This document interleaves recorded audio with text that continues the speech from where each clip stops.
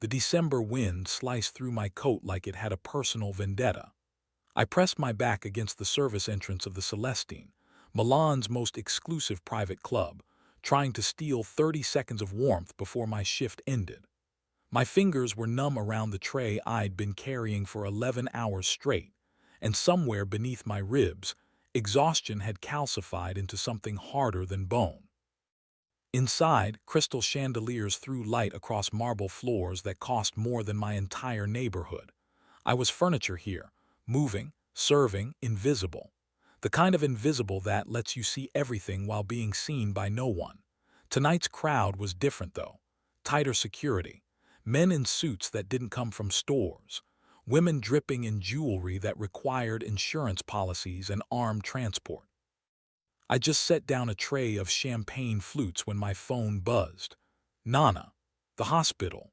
I stepped into the corridor, my heart already racing, and answered in the language my grandmother had taught me, the rough, beautiful dialect of our southern village that no one in Milan ever expected from a girl who looked like me.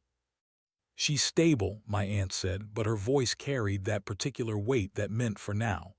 But the doctor wants to discuss options, real options, the kind that cost. I closed my eyes, the kind that cost what I made in a year, maybe two. When I opened them, a man was watching me from the far end of the hallway. Tall, dark suit that probably cost more than my education, hair swept back from a face carved from marble and mathematics. His eyes were the color of espresso, and they tracked me with the kind of attention that made my spine straighten involuntarily. He wasn't supposed to be back here. This was staff territory, but something about the way he stood, still, centered, absolutely certain of his right to occupy any space he chose, told me he owned much more than just the right to stand in that hallway.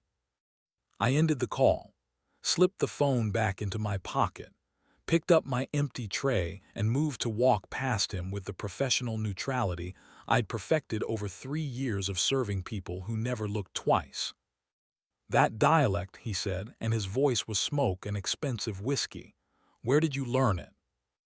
I stopped, not because he'd asked, but because he'd asked in the same dialect. Perfect accent. The kind you only got if you'd spent real time there, not just visited on holiday. From my grandmother, I said carefully in Italian now, professional distance. Excuse me, signor, I need to. Matteo Salvadori, he extended a hand. Not a command, but not quite an offer either, something in between. And you are. Leaving my shift. I didn't take the hand. Couldn't afford to. Men like this didn't shake hands with girls like me unless they wanted something, and what they wanted was never something I was selling.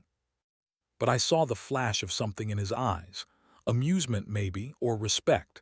He lowered his hand. I need someone who speaks that dialect, he said. Native level for a business matter, 3 weeks, maybe 4. The pay would be, he named a figure that made my knees go weak. 6 months of wages, no, 8. Accommodations included, all expenses covered. I should have said no, should have walked away. But in my pocket, my phone was heavy with the weight of that hospital call, and in my mind I could see Nana's face, the way her hands shook now when she tried to drink her coffee. What kind of business? I asked. His smile was small, controlled, and didn't reach those dark eyes.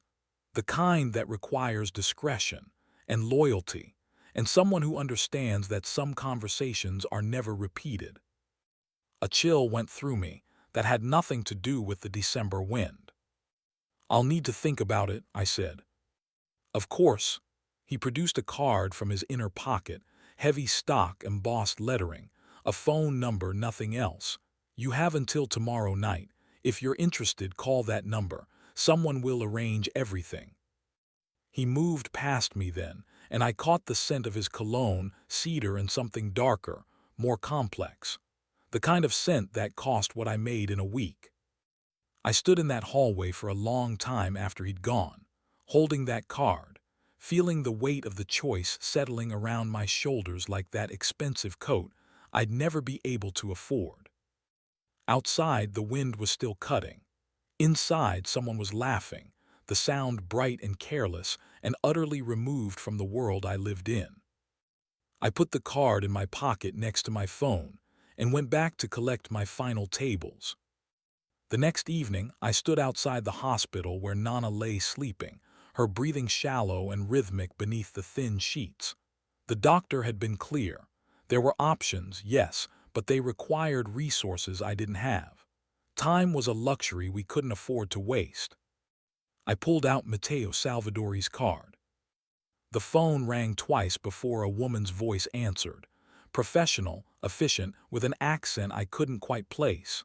"Good evening. You're calling regarding the position." "Yes," I said. Then, because I needed to hear it said plainly, "What exactly is the position?" "Translation services, cultural consultation, presence at business meetings. Mr. Salvadori will explain the details when you meet. Are you available tomorrow morning?" Tomorrow morning, as if the entire architecture of my life could simply be rearranged overnight. "I need to know it's legitimate," I said. "I need to know I'm not." "Mr. Salvadori runs several import companies," the woman said smoothly. "Legitimate businesses with international partners.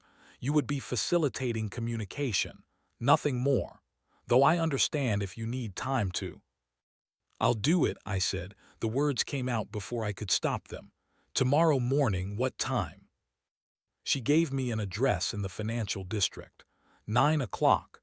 Bring identification and any personal items you'll need for a month. Clothing and other necessities will be provided. The call ended before I could ask what she meant by provided. I went back into Nana's room. She was awake now, her eyes still sharp despite the pain medication. "You have that look," she said in our dialect. "The one your mother had before she made a terrible decision." "Or a necessary one," I said. She studied my face for a long moment. "Be careful, Piccola. Men who offer solutions to problems they shouldn't know about always collect their debts. Always." "I know." "Do you?" Her hand found mine, grip surprisingly strong. "Remember, you can walk into a cage willingly, but that doesn't make it any less a cage." I kissed her forehead. "I love you, Nana." "Then love yourself more," she said. "Promise me." I couldn't promise, so I just held her hand until she fell back asleep and tried not to think about the way Matteo Salvadori's eyes had tracked me in that hallway.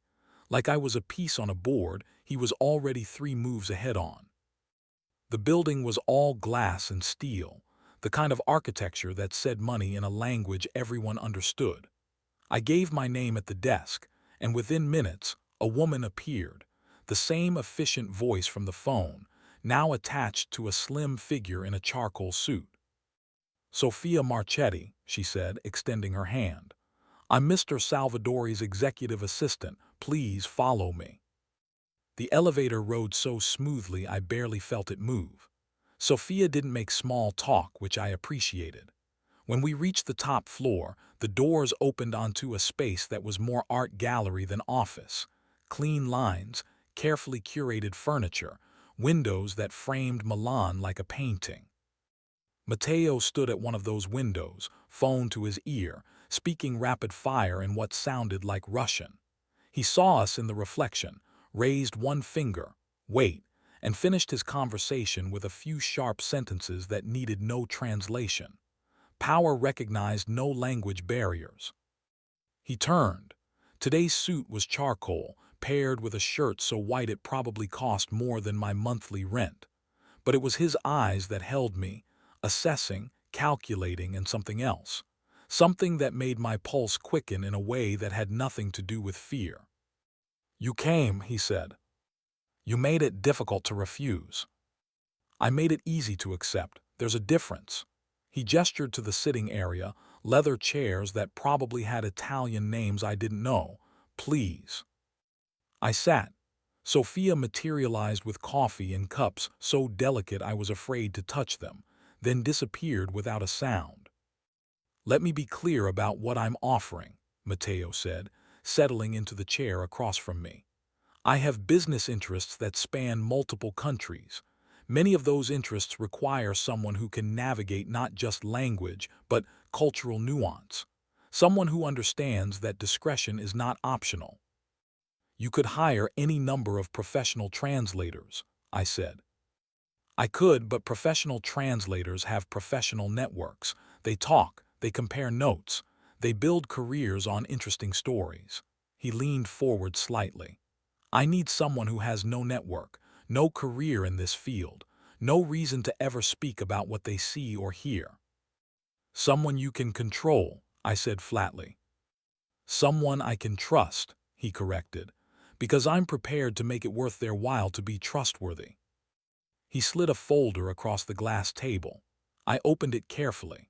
The top page was a contract, clean, professional, surprisingly straightforward. For weeks, the salary we discussed, accommodations provided, a brutal non-disclosure agreement that would financially destroy me if I ever broke it. The second page made my hands shake. It was a medical dossier. Nana's name, her condition, treatment options I'd never heard of, paired with names of specialists I'd only seen in magazines. At the bottom, a single line, all costs covered, effective immediately, pending your acceptance of employment terms. I looked up. Mateo was watching me with those dark, unreadable eyes. You had me investigated, I said. I had you researched. There's a difference. I don't make offers without understanding what motivates people. He paused. Your grandmother raised you after your mother passed. You work 3 jobs. You're 2 semesters away from a degree you'll probably never finish because you can't afford to stop working long enough to attend classes. And now she's dying, and the only thing standing between her and real treatment is money you don't have. It was all true. It was also devastating to hear it laid out so clinically. So you're buying me, I said. I'm employing you and ensuring that you have no reason to break the trust I'm placing in you. Your grandmother gets treatment. You get paid. I get someone I can rely on. Everyone wins. Except I'm now in your debt. You're in my employ. Again, there's a difference. He stood, moved back to the window. I won't lie to you. The business I do exists in gray areas. Nothing illegal, nothing that would put you at risk, but complicated. You'll see things, hear things, meet people who make their living in the spaces between laws. I need you to understand that before you sign. I looked down at the contract, at Nana's medical file, at the number that would change everything. Why me? I asked, truly. He turned from the window. Because when I spoke to you in that hallway, you didn't simper, didn't flirt, didn't calculate what you could get from me. You were professional and clear and absolutely uninterested in playing games you didn't understand. That kind of honesty is rarer than you think, especially in my world. I picked up the pen that had materialized next to the folder. 4 weeks, I said, then I walk away. 4 weeks, he agreed, unless you choose otherwise. I signed. Mateo made a call. Within an hour, an ambulance was transferring Nana to a private clinic I'd only ever seen from the outside. Within 2 hours, I was sitting in the back of a car with windows so dark I could barely see out, Sophia beside me with an iPad and a schedule that apparently governed my entire life now. You'll stay at one of Mr. Salvadori's properties, she said. A villa outside the city, private, secure. A car and driver will be available whenever you need them. Tomorrow morning we have a meeting with a delegation from Naples. You'll sit in, listen, translate when asked. Observe but do not participate. What kind of meeting? Import negotiations. Her smile was professional and revealed absolutely nothing. Mr. Salvadori deals in luxury goods, wine, textiles, art, the kind of items that require careful verification and documentation. I nodded, understanding what she wasn't saying. The kind of items that could hide other items. The kind of business that required people who knew when to look away. The villa was beautiful in a way that felt almost aggressive. High walls, manicured gardens, security cameras that tracked our arrival with mechanical precision. Inside, Everything was cream and gold and carefully calibrated wealth. "Your room," Sophia said, opening a door to a suite that was larger than my entire apartment. "Wardrobe is stocked. Shoes, toiletries, everything you should need. If something's missing, call the house manager." She handed me a phone, new, expensive, with exactly 3 numbers programmed in. "Mr. Salvadori, myself, the driver, no one else. Don't use your personal phone for anything related to work." After she left, I stood in the center of that beautiful room and felt the walls close in despite the space. Nana's words echoed. "You can walk into a cage willingly, but that doesn't make it any less a cage." I unpacked my small bag, hung my 2 dresses next to the row of designer clothes that had been selected without my input, and tried not to think about how easily I'd been bought. My phone, my real phone, buzzed. A message from the clinic: "Your grandmother is settled. Specialist arrives tomorrow, thank you." I sat on the edge of the bed, that expensive mattress that probably cost more than a year of my education, and let myself cry for exactly 5 minutes. Then I washed my face, examined the wardrobe Sophia had mentioned, and began to understand that everything here was a costume, a role I was being dressed for. The question was, would I still recognize myself when the performance was over? The car arrived at 7:30 the next morning, sleek and black and utterly anonymous. The driver nodded but didn't speak, another person whose job description apparently included selective muteness. I dressed carefully, choosing from the wardrobe that had appeared overnight like something from a fairy tale. A charcoal dress, simple but clearly expensive, paired with low heels and minimal jewelry. Professional armor. Matteo was already in the conference room when I arrived, surrounded by 3 men in suits that screamed Naples, flashier cuts, more gold, cologne you could taste from across the room. He looked up as I entered, and something in his expression shifted. Not pleasure exactly, but approval. "Gentlemen," he said in Italian, "this is my associate. She'll be assisting with today's discussions." No name, I was associate now, another type of invisible. I took the seat Sophia indicated, opened the leather portfolio that had been waiting for me, and began to understand what my role actually entailed. The conversation was ostensibly about wine, vintage years, production volumes, shipping logistics. But underneath ran a parallel discussion, conducted in rapid-fire dialect that they assumed neither Matteo nor I could follow. Comments about quality, yes, but also about roots, about customs officials who could be flexible, about product that moved through channels that weren't listed on any manifest. I listened, made notes in careful Italian about the wine specifications, and when Matteo glanced at me with a question in those dark eyes, I gave the smallest nod. He understood immediately. His entire demeanor shifted, still smooth, still polite, but with an edge now that made the Naples delegation straighten in their chairs. "I appreciate the proposed terms," he said, still in Italian, "but I think we need to be more transparent about exactly what product we're discussing, all of it." The silence that followed was sharp enough to draw blood. The lead negotiator, Santoro, his name was, recovered with a smile that didn't reach his eyes. "Of course. I assumed you understood the full scope of our—" "I always understand the full scope," Matteo said. "The question is whether you're prepared to discuss it honestly, because I don't do business with people who mistake my civility for ignorance."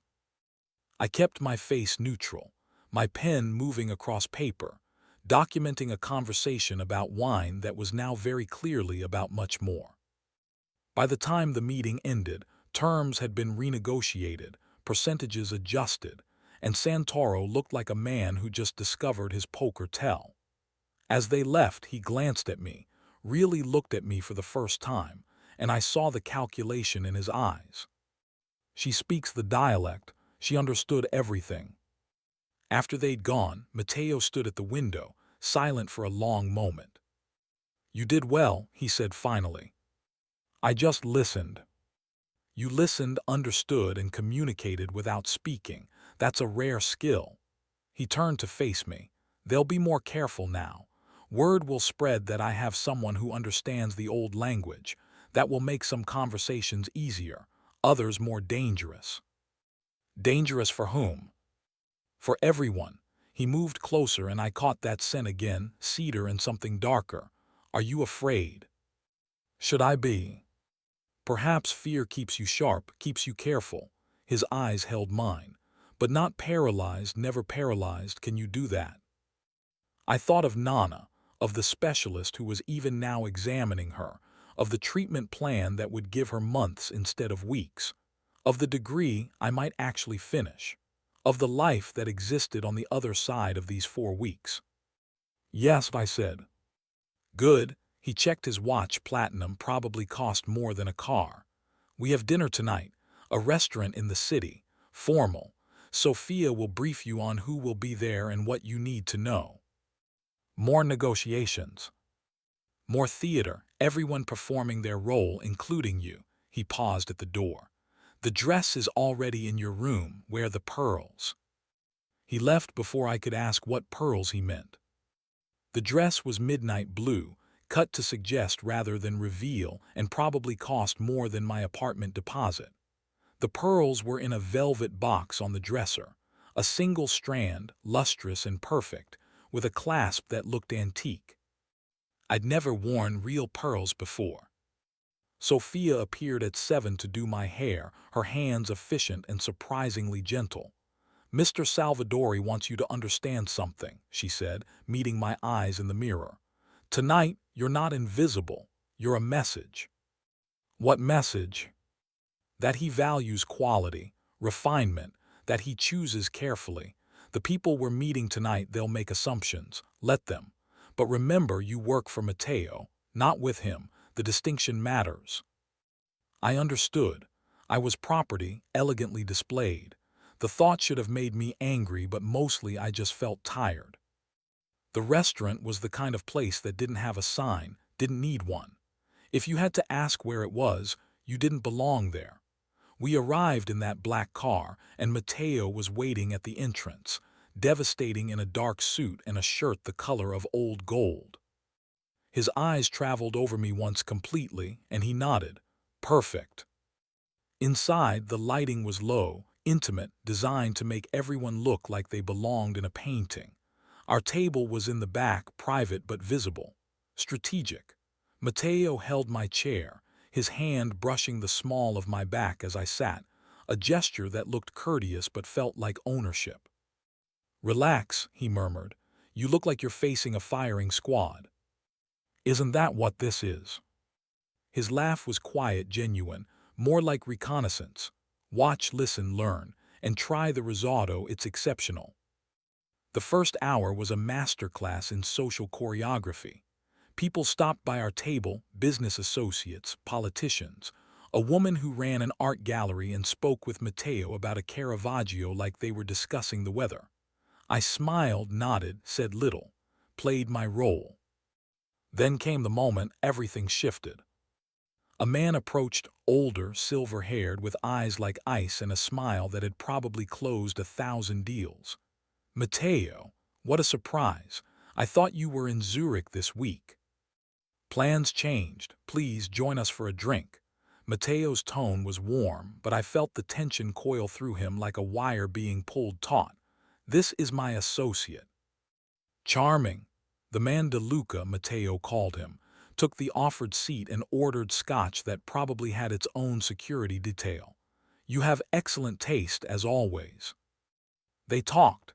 Business mostly, though I noticed how De Luca steered the conversation toward specifics, shipment dates, port authorities, financial arrangements that were just vague enough to be anything. Your father would be proud, De Luca said at one point, and the words landed like stones. The way you've expanded operations, very ambitious, though ambition can be dangerous if not properly managed. I manage my affairs carefully, Matteo said. Of course, but partners, they can be unpredictable. Take, for example, our mutual friends in Naples. I hear that arrangement has become complicated. I felt Mateo's hand find mine under the table. A warning or a reassurance, I couldn't tell. "Business is always complicated," he said smoothly. "That's what makes it interesting." DeLuca finished his scotch, stood. "Do be careful, Mateo. Your father knew when to consolidate power and when to share it. The distinction kept him alive for a very long time." After he left, the silence at our table was heavy. "He knows," I said quietly. "He knows I renegotiated with Naples. What he doesn't know is why or what else I'm planning." Mateo's thumb traced circles on my palm, and I realized he hadn't let go of my hand. "He's testing, seeing if I'm vulnerable." "Am I making you vulnerable?" His eyes met mine, and for the first time I saw something unguarded there. "Possibly, but you're also making me stronger. He doesn't know that yet." We left soon after. In the car, Mateo was silent, staring out at the city lights like they were a code he was trying to crack. "My father," he said finally, "built an empire on knowing exactly when to act and when to wait. He died because he waited one day too long. I'm sorry. Don't be, he made his choices, now I make mine." He turned to me. "You're doing well, better than I expected, but tonight proved something. You're visible now, that brings risk." "I can handle risk." "Can you?" His hand reached out, traced the line of the pearls at my throat. The touch was gentle, deliberate, and sent heat through my veins that had nothing to do with temperature. "These look good on you." "They're yours," I said. "They're yours now. Everything I give you is yours, remember that." The car pulled up to the villa. Mateo walked me to the door, that hand at my back again, and I felt the weight of his attention like a physical thing. "Tomorrow, we visit your grandmother," he said. "I want to meet the woman who raised someone who can sit through dinner with vultures and never once look afraid." I was terrified. "I know, you hit it well, that's even more impressive." He hesitated, then leaned in, his lips brushing my temple. "Sleep well. Tomorrow is going to be interesting." I watched him walk back to the car, my fingers touching the spot where his lips had been, and wondered exactly when I'd stopped being afraid of him and started being afraid of how much I wanted him to touch me again. The clinic was all glass and morning light, the kind of place where even illness looked elegant. Nana had been moved to a private room with a view of gardens that probably had their own staff. She looked smaller in the hospital bed, but her eyes were bright when she saw me. "Piccola," she said, then stopped when she saw Mateo behind me. Her expression shifted, recognition, then something sharper. Fear, maybe, or knowledge. "Nana, this is Matteo Salvadori." She said his name like a prayer or a curse, I couldn't tell which. Then, in our dialect, "You have your father's eyes. I hoped I'd never see them again." The room went cold. Mateo stepped forward, his posture careful, controlled. "You knew my father." Everyone in the village knew Antonio Salvadori. He owned half the land, all the respect, and more secrets than the priest. Nana's gaze shifted to me. "Did he tell you?" "Tell me what?" "His father and your grandfather did business together, before things went bad." My heart stopped. "What kind of business?" "The kind that got your grandfather killed," she said flatly. "And the kind that Antonio spent 20 years atoning for, or trying to." Mateo had gone very still. "My father never mentioned." "Your father mentioned nothing because he was ashamed, as he should have been."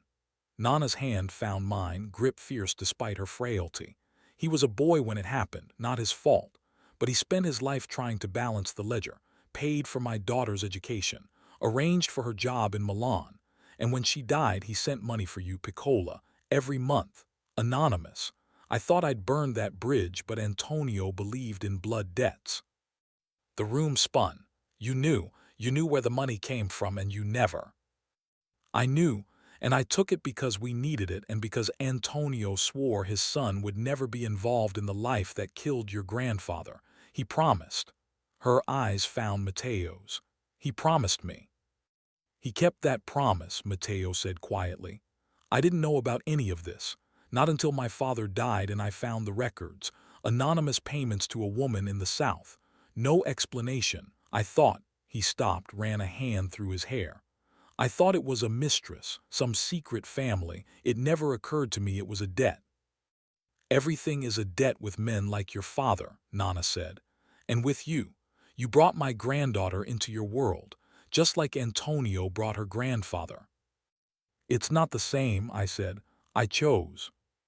You chose because you had no choice, because he made sure you had no choice. She looked at me with such sadness.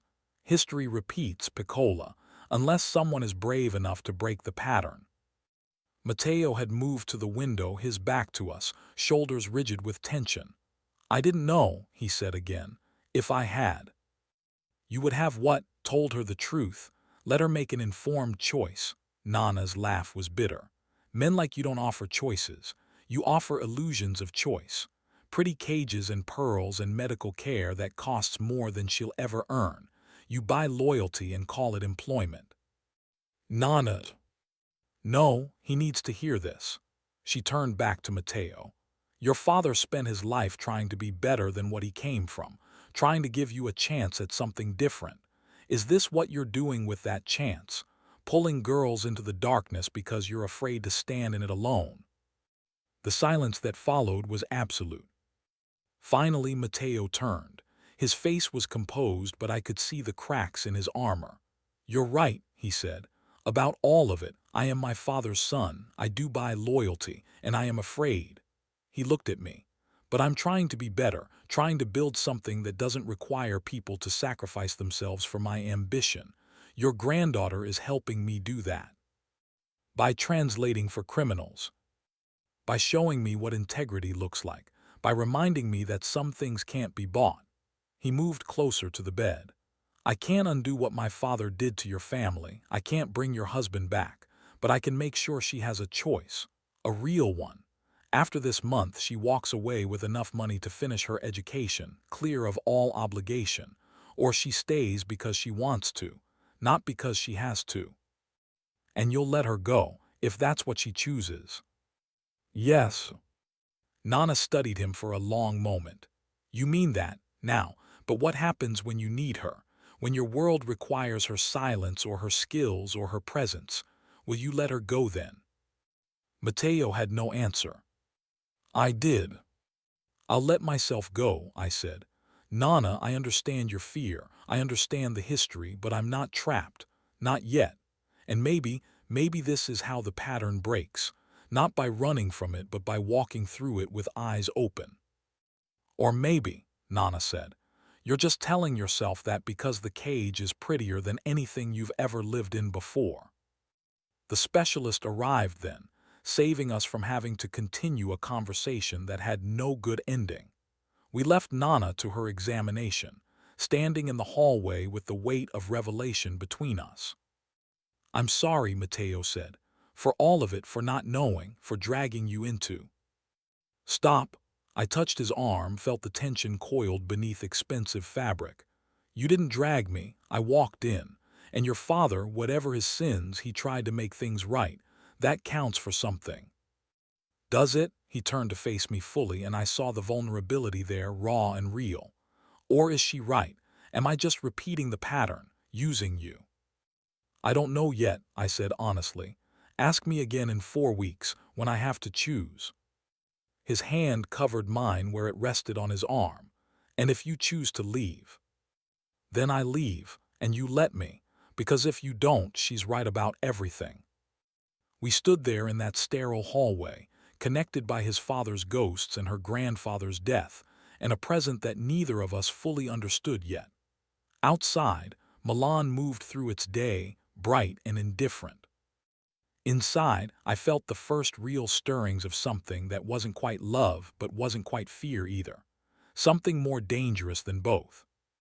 The next days passed in a blur of meetings, dinners, careful conversations conducted in 3 languages. I learned the rhythm of Matteo's world, the way power was negotiated with wine and silences, the way threats were delivered with smiles, the way everything meant 2 things at once. I also learned about the man himself, The way he took his coffee, black, no sugar, first thing in the morning while standing at his office window. The way he listened to opera when he thought no one was paying attention. The way his jaw tightened when someone lied to him, a tell so subtle most people missed it. The way he looked at me when he thought I wasn't watching. We visited Nana every other day. The specialist from Switzerland, Dr. Werner, a man whose credentials read like fiction, had started an aggressive treatment protocol. She was getting stronger, not cured but better, enough to argue with me about spending so much time away, enough to study Matteo with those sharp eyes and occasional grudging nods of approval. "He's dangerous," she told me in dialect one afternoon while Matteo spoke with the doctor, "but not cruel. Your grandfather would have appreciated the distinction." I didn't know what to say to that. A week into my employment, Sophia briefed me on a new complication: a business dinner in the city, a restaurant with Michelin stars, and a guest list that included several men whose names I'd only heard whispered. Dress code is formal. Mr. Salvadori wants you to wear the green dress, and these. She produced another jewelry box, this one containing emerald earrings that probably required security transport. "Sophia," I said carefully, "what exactly is my role becoming?" She met my eyes. "You're his trusted associate, the person he brings into rooms because your presence means something, that he values you, that he trusts you, that he's not alone." She paused. "That's more dangerous than you think because it makes you a target." "A target for what?" "For anyone who wants to hurt him, or use him, or understand his weaknesses." She closed the jewelry box. "Be careful, tonight especially. De Luca will be there, and he's very good at finding pressure points." The restaurant was on the top floor of a building that probably housed more wealth than my entire neighborhood. Floor-to-ceiling windows, a view that made Milan look like a jewel box. Our party was seated in a private room, an arrangement that suggested secrecy more than intimacy. Matteo was already there, deep in conversation with two men I didn't recognize. He saw me enter, and something in his expression, relief, pride, made my chest tight. "Gentleman, my associate." That word again, but this time he placed his hand at the small of my back as I sat, a gesture that felt protective rather than possessive. De Luca arrived 15 minutes late, power move obvious and intentional. He'd brought his own companion, a woman in red who looked bored and expensive. "Matteo, still inseparable from your translator, I see." De Luca smiled, shark-like. "How efficient." The dinner progressed through courses that were more art than food. Conversation danced around business, permits, shipping schedules, financial arrangements that sounded legitimate but carried undertones I was learning to recognize. Then De Luca leaned back, wine glass in hand, and said casually, "I hear your grandmother is receiving excellent care. Swiss specialists, very impressive, very expensive." Every muscle in my body locked. Matteo's hand found mine under the table, squeezed, warning. "Family should receive the best care," he said smoothly. "Don't you agree?" "Absolutely, though I wonder, is she family, or is she an investment?" De Luca's eyes found mine. "Tell me, Cara, do you feel valued or valuable?" "Both," I said, keeping my voice steady. "Mr. Salvadori appreciates quality in all things." "Does he?" De Luca swirled his wine. "Because from where I sit you look like insurance, a guarantee of loyalty, purchased with medical bills and designer dresses. Nothing wrong with that, of course. Business is business, but let's call it what it is." "Let's," Matteo said, and his voice had gone cold. "You're suggesting I buy loyalty. You're right, I do, but I also earn it. Can you say the same?" The temperature in the room dropped 10 degrees. "Careful, Matteo. Your father knew when to show teeth and when to smile. You're still learning." "My father also knew when to cut dead weight from his operations. I learned that lesson very well." De Luca set down his wine glass with deliberate care. "Is that what I am? Dead weight?" "That depends. Are you still providing value? Or are you just taking up space at tables you're no longer invited to?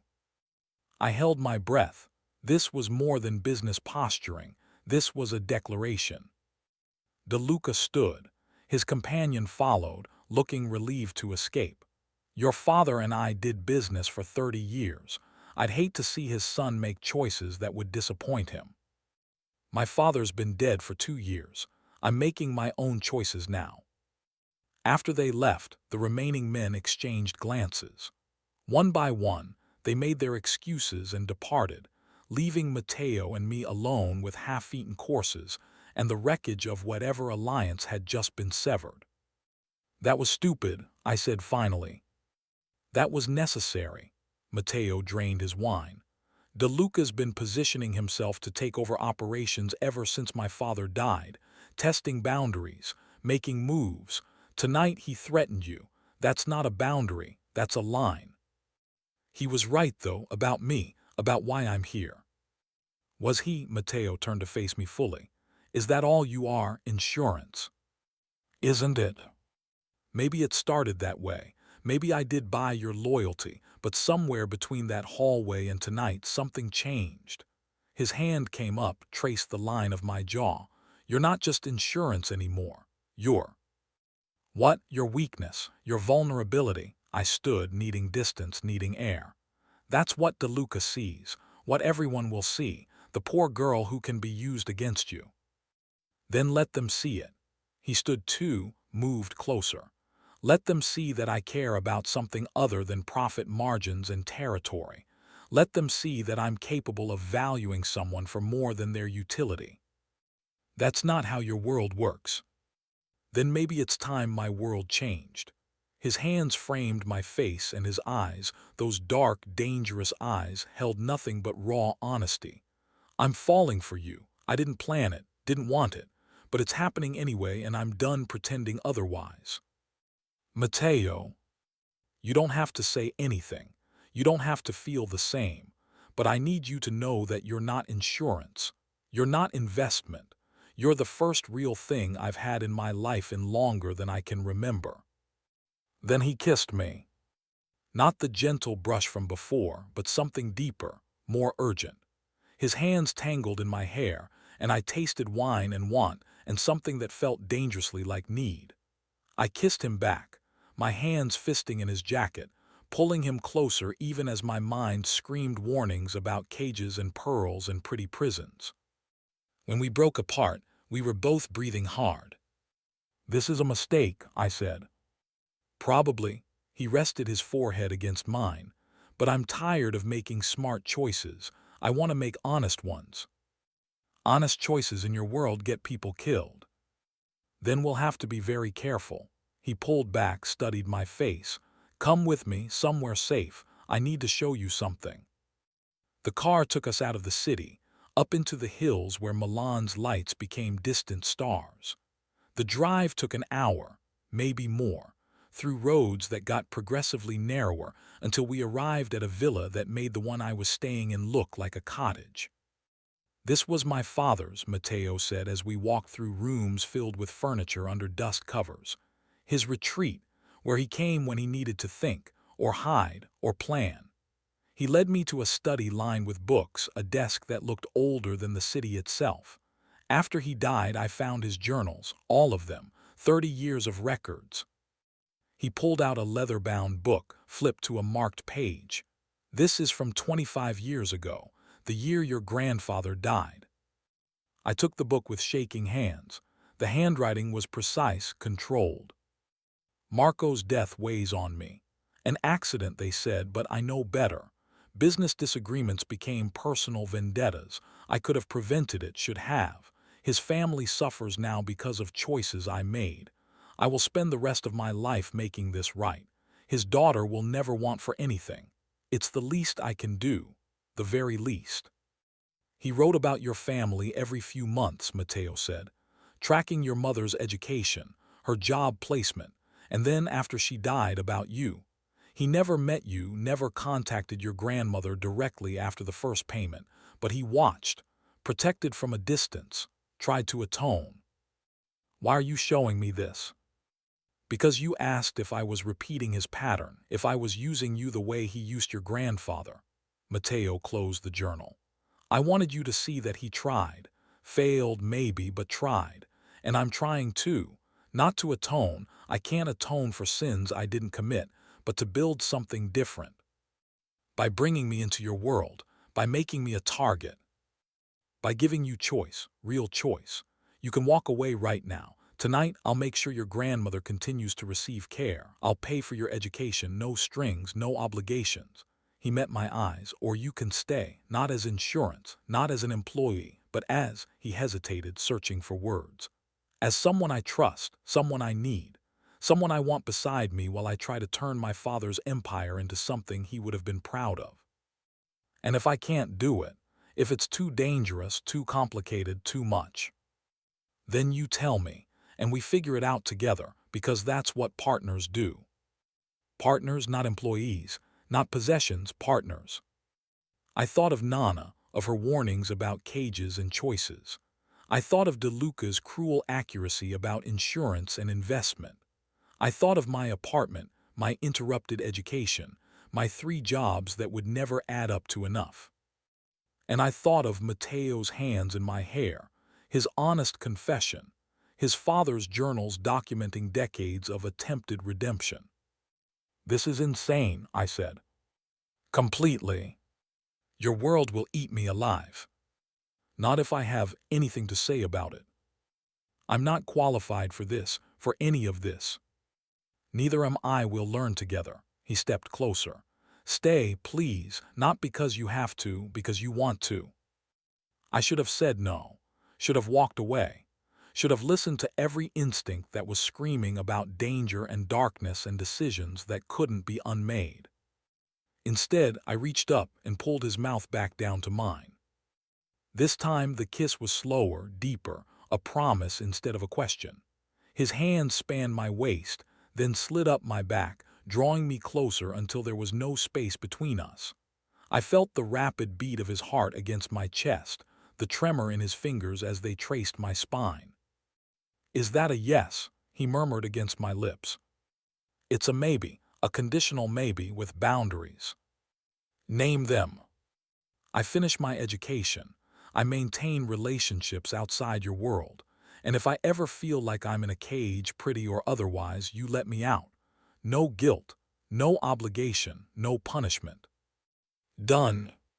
I mean it, Matteo. I'm not property, I'm not insurance. If this is going to work. You're my partner, I meant what I said. He pulled back enough to see my face. I'll have contracts drawn up, legal protection for you, financial independence, everything documented so you know you're free to leave whenever you want. You'd really do that? I'd really do that. His smile was crooked, genuine. My father spent his life trying to balance one debt. I don't want to create another. I want to build something where the scales are even, where we're equals. In your world, that's not how it works. Then we'll make it work differently. He kissed my forehead. Stay tonight here, no expectations, no pressure, just stay. Let me show you that I mean what I'm saying. I stayed. We sat in that study until dawn, going through his father's journals, piecing together a history I'd never known. Antonio Salvadori hadn't been a good man, but he tried to be a better one. The journals documented his struggle, businesses that walked the line between legal and not, relationships that required carefully calibrated violence, a son he'd tried desperately to protect from the worst of what he'd built. He wanted out, Matteo said, reading a passage from the final journal, written weeks before his father's death. Wanted to legitimize everything, make it clean, leave me something that wouldn't destroy me. Did he succeed? Partially, some operations are legitimate, others still complicated, still dangerous, but movable, changeable if I'm careful, if I'm smart. He looked at me. If I have the right people helping me. Is that what you want, to go legitimate? I want to build something that doesn't require people to die or disappear for me to succeed. Something my children, if I have them, won't be ashamed of. He paused. Is that naive? Maybe, but it's also decent.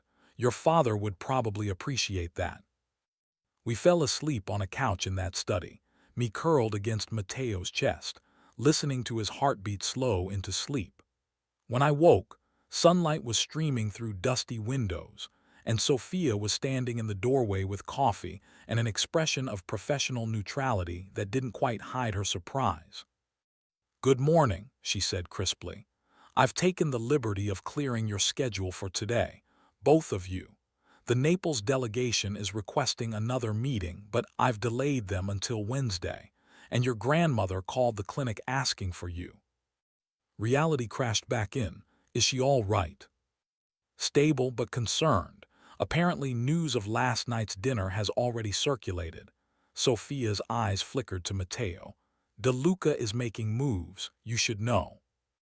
Matteo stood, instantly alert despite the sleep still clinging to him. "What kind of moves?" "Calling in favors, reaching out to your suppliers, suggesting instability in leadership. The usual." She paused. "He's also made inquiries about your associate, very specific inquiries." Ice went through me. "What kind of inquiries?" "Background, family, financial records. He's looking for leverage." Sophia met my eyes. "He's looking for ways to separate you from Matteo or to use you against him." "Let him look," Matteo said. "He won't find anything actionable, and if he tries to threaten her directly, then he'll have crossed a line everyone will recognize," Sophia finished.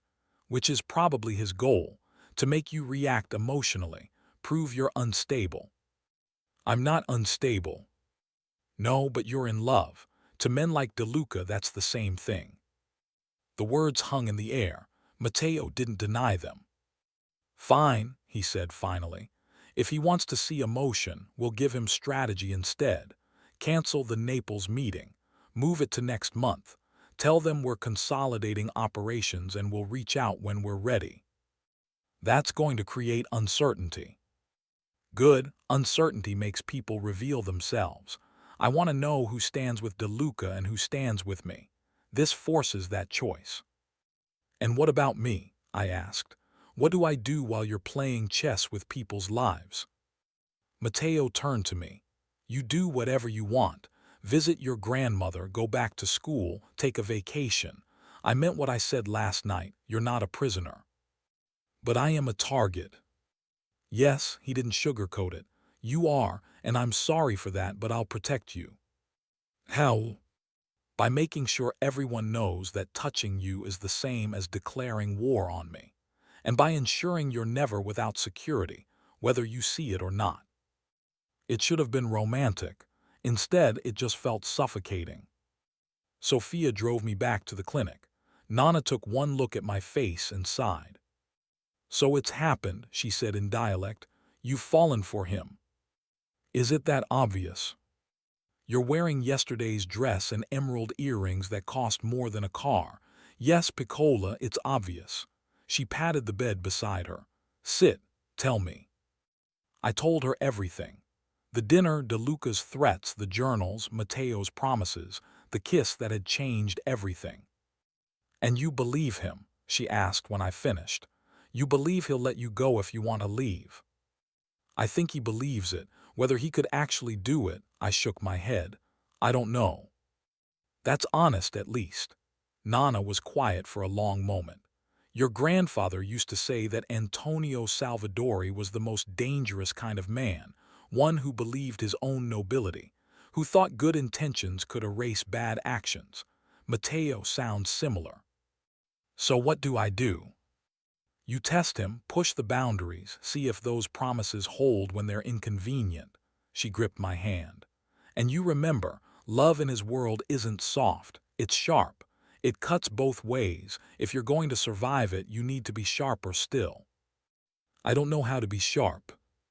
"Yes, you do. You've been surviving on sharp edges your whole life. The only difference now is the edges are prettier. Don't let the prettiness blind you to the cuts." Dr. Werner came in then with test results that were cautiously optimistic. The treatment was working. Slowly, but working. Nana might have a year, maybe more. Time bought with money I'd never have earned on my own. bought with Matteo's guilt and his father's debt, and my willingness to walk into gilded cages. That night back at the villa, I found a package on my bed. Inside was a laptop, top of the line, probably cost more than my rent, and enrollment confirmation for my university program. Online courses, flexible schedule, all paid in advance. The note was in Matteo's precise handwriting, boundaries honored, education first, no strings, M. I sat on that expensive bed, holding that expensive laptop, wearing yesterday's expensive dress, and cried. Not from sadness, not from joy, from the terrible, complicated relief of being seen, of being valued, of having someone care about my dreams even when they didn't benefit him directly. It was the most dangerous gift he could have given me, because it made me want to stay. The next weeks unfolded in a pattern that felt almost normal if you ignored the armed security that shadowed me everywhere, the encrypted phones, the meetings conducted in code. I split my time between university coursework, visits with Nana, and the increasingly complex choreography of Matteo's business world. He was true to his word about boundaries. When I needed to study, he left me alone. When I wanted to visit friends from my old life, he arranged transport but didn't ask questions. When I said I needed space, he gave it without complaint. But the space was an illusion. I was watched, protected, monitored, not imprisoned but definitely not free. De Luca's campaign against Matteo escalated. Suppliers suddenly had concerns. Shipping routes became problematic. Partners started asking for renegotiations. It was subtle, professional, and absolutely vicious. "He's trying to isolate me," Matteo said one evening, standing at his office window with that view of Milan that made everything look manageable. "Cut off my resources until I'm forced to negotiate from weakness." Is it working? Some, but not enough. I've been diversifying for years. Multiple suppliers, multiple routes, multiple revenue streams. My father taught me never to be dependent on any single relationship. He turned to look at me. Except apparently I forgot that lesson when it comes to you. I'm not a business relationship. No, you're something far more dangerous. He crossed to where I sat, pulled me up into his arms. You're the person I think about when I should be thinking about profit margins. The person whose opinion matters more than my board's. The person I'd burn everything down for if I had to. That's not healthy. Probably not, but it's honest. His lips found my temple. Sophia's been monitoring communications. De Luca's planning something, something larger than business pressure. What kind of something? The kind that involves authorities, investigations, public scrutiny. His arms tightened around me. He's going to try to expose the gray areas in my operations, force me into a position where I have to either fold or fight publicly. Which will you do? Neither. I'm going to do what my father never did. He pulled back to look at me. I'm going to get out, completely. Sell off the questionable operations, legitimize what's left, take the hit to my reputation and my finances, and build something clean. I stared at him. You're serious? Completely. It's going to take time.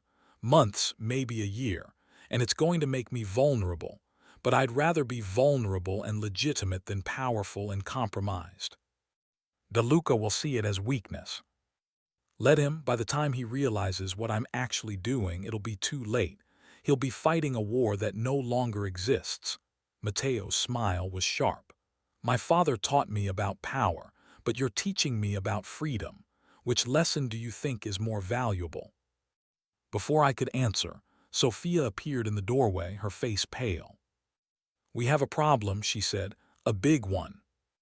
The problem was named Inspector Castellano, and he had a warrant. Not an arrest warrant, not yet, but a search warrant for Matteo's offices, his homes, his financial records. Someone had filed a complaint alleging tax evasion, money laundering, and conspiracy to commit fraud. De Luca, Matteo said flatly, reading the warrant in his lawyer's office. This has his fingerprints all over it. Doesn't matter whose fingerprints are on it, the lawyer said. A man named Rixai, old enough to have known Mateo's father. What matters is whether they find anything actionable. Do they? Gray areas, Mateo admitted.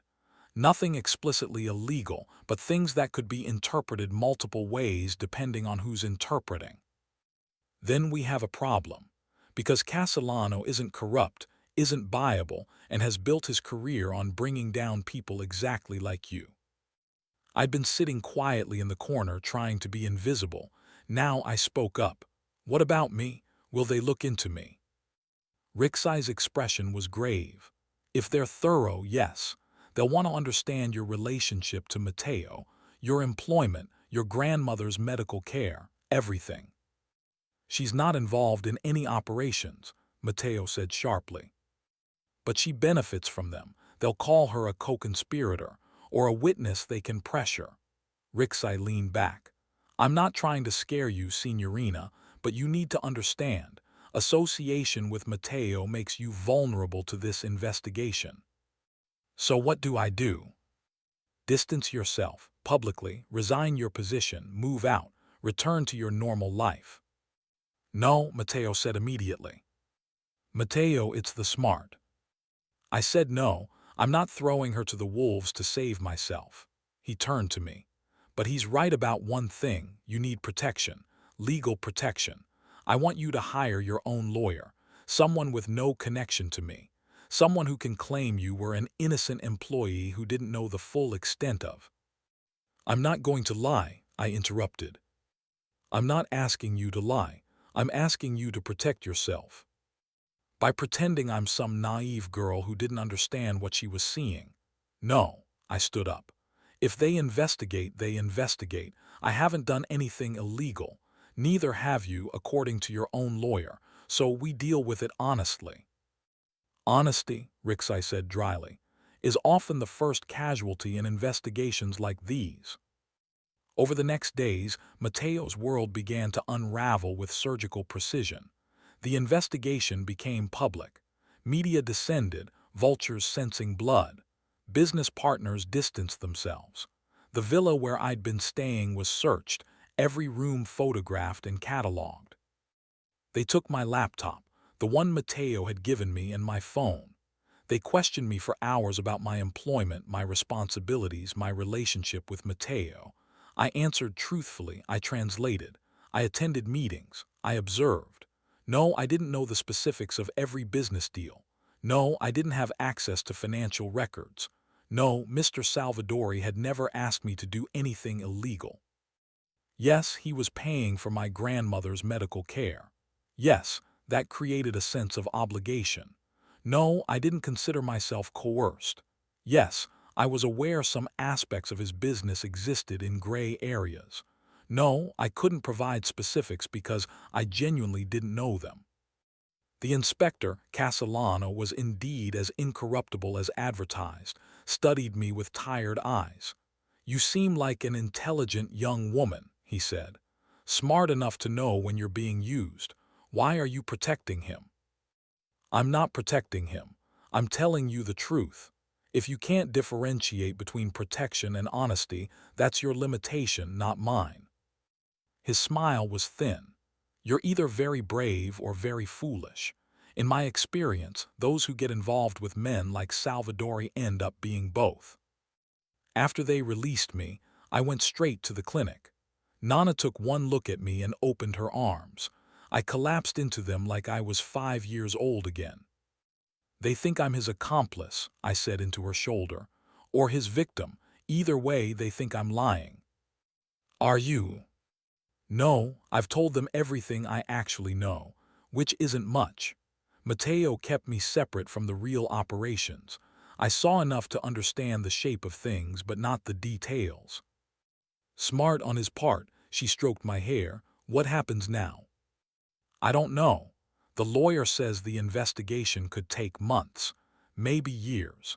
And even if they don't find anything criminal, the publicity alone could destroy everything Mateo's built. Is that what worries you, his empire? No, I pulled back. He was trying to get out, to legitimize everything, to build something clean. And now DeLuca's forcing his hand, making him fight a war Matteo was trying to avoid. So he'll have to choose, fight or flee. He won't flee, it's not in his nature. Then he'll fight, and you'll be caught in the crossfire. Nana's eyes were sad but clear. This is your moment, Piccola. The moment where you decide, do you love him enough to stand in the fire, or do you love yourself enough to walk away while you still can? I didn't have an answer. That night Matteo appeared at the clinic. He looked exhausted, his suit rumpled, his hair disarranged. But his eyes, when they found me, were clear.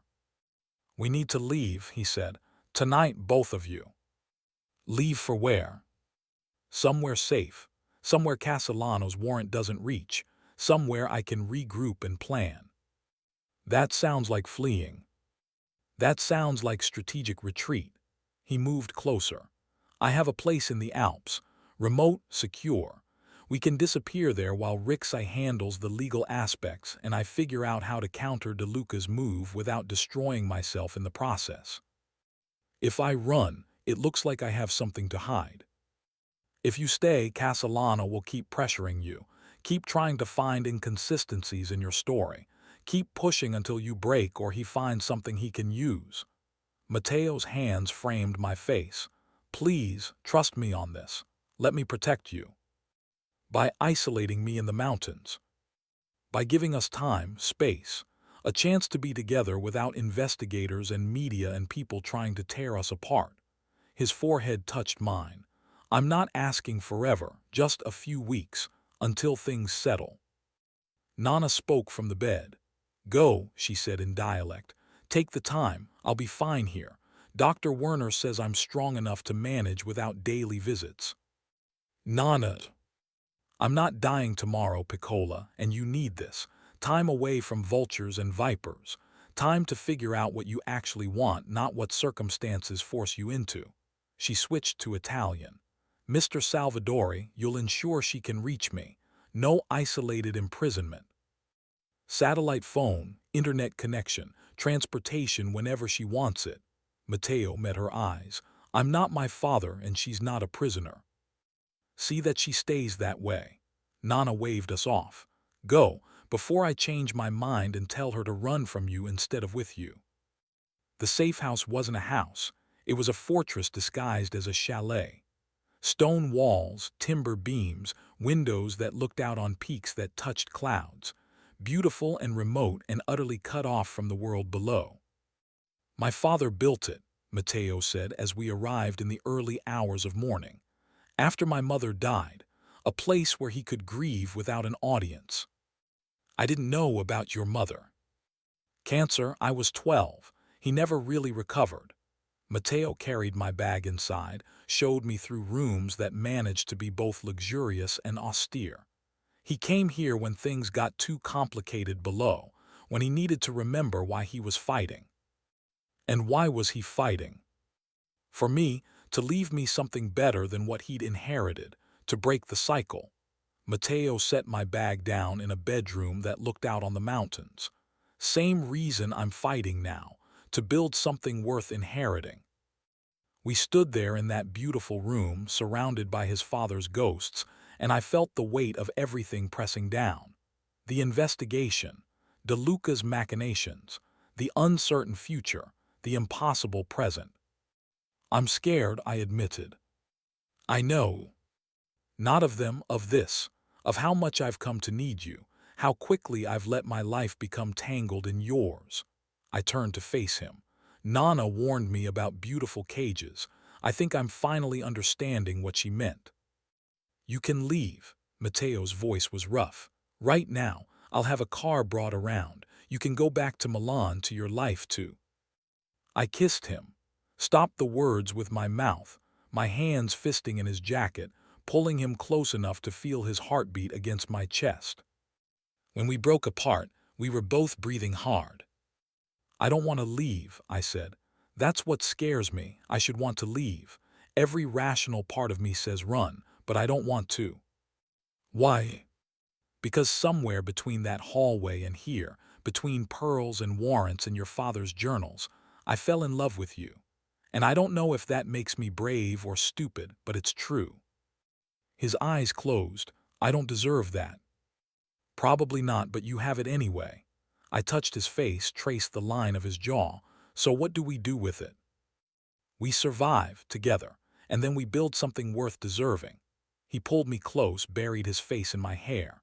"I love you. I should have said it before, should have been clear. But I love you, not your utility, not your compliance. You, the woman who stands in my office and tells me when I'm wrong, who sits through dinners with vultures and never once looks afraid, who values her grandmother and her education and her integrity more than pearls and pretty dresses."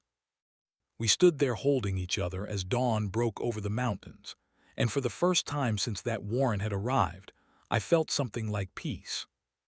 Maybe Nana was right. Maybe this was a cage.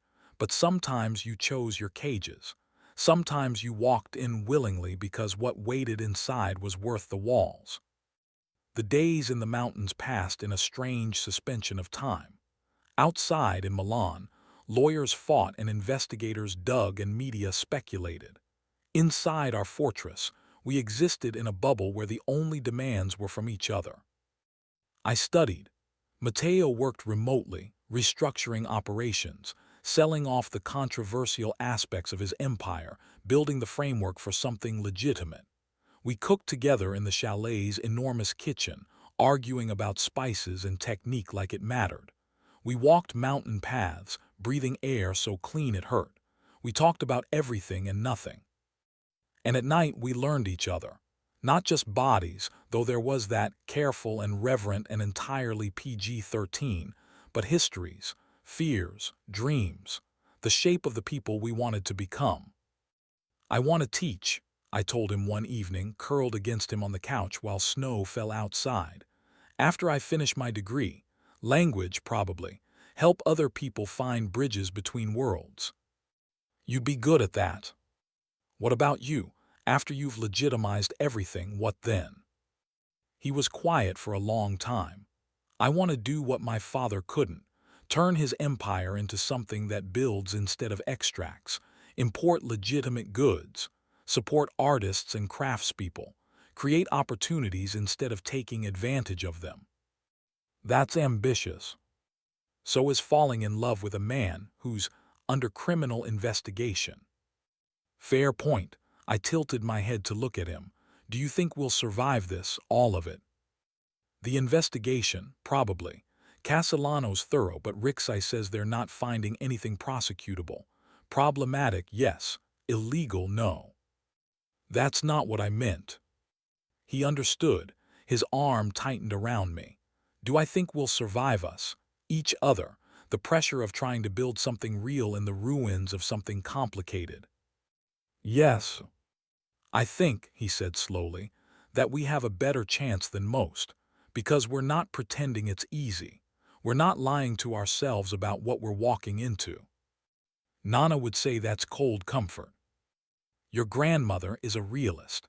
She'd probably also say that cold comfort is better than warm delusion. Sophia called 3 days into our retreat. The investigation had stalled. Castellano couldn't prove illegal activity, though he'd succeeded in making Matteo radioactive in business circles. Several partners had formally ended relationships. The restructuring Matteo had planned was now a forced necessity rather than a strategic choice. "De Luca thinks he's won," Sophia said. "He's already moving to absorb some of your former operations, positioning himself as the stable alternative." "Let him," Matteo said. "I'm done with those operations anyway. If he wants to tie himself to sinking ships, that's his choice." "There's one other thing." Sophia's voice changed. "He's made an offer, a buyout. He'll pay you for your remaining legitimate operations and leave you alone. You walk away intact." "How much?" She named a figure that made my eyes widen. Matteo was silent for a long moment. Then, "Tell him no." "Matteo." "Tell him no. I'm not selling to him. I'm not giving him the satisfaction. I'd rather burn it all down than let him profit from driving me out." After the call ended, I studied him. That was pride talking. Yes, it was also stupid. Also, yes, he turned to me. But some things matter more than smart business, like not rewarding people who use investigations as weapons, like proving I can rebuild without compromising my principles, like, like showing everyone you can't be bought or intimidated. That too, I understood. In his world, reputation was currency. Walking away would save him financially but destroy him professionally. He'd never be taken seriously again, never be able to build what he wanted to build. So we fight, I said. We fight, he pulled me close. Together if you're still willing. I'm still willing. I tilted my head up to kiss him, but I have conditions. More conditions. Always more conditions, that's what boundaries are. I settled back against him. When we go back, I need my own space, not the villa, my own apartment, modest, mine, a place where I can be separate from all this when I need to be. Done. And I need to be able to see Nana without security hovering. She's dying. She doesn't need armed guards making her final days feel like a hostage situation. We'll work something out, discreet security. And I hesitated, then pushed forward. And we go slowly with the public relationship. I'm not ready to be Mrs. Matteo Salvadori or whatever title comes with being your official partner. I need to be my own person first. His arms tightened. That one's harder. I know, but necessary. You're asking me to keep you at arm's length while living in my heart. That's a difficult balance. Most worthwhile things are difficult. I turned in his arms to face him fully. I love you, but I also need to love myself. And right now, that means maintaining enough separation to know where you end and I begin. He studied my face for a long moment. Your grandmother was right about you. You're sharper than you look. Is that a yes? It's a yes to trying. I can't promise I'll be good at it. I'm used to controlling situations, not accepting limitations within them. But for you, he kissed me, soft and sweet. For us, I'll try. It wasn't a perfect answer, but it was honest. And in that moment, in that mountain fortress with snow falling outside and the worlds,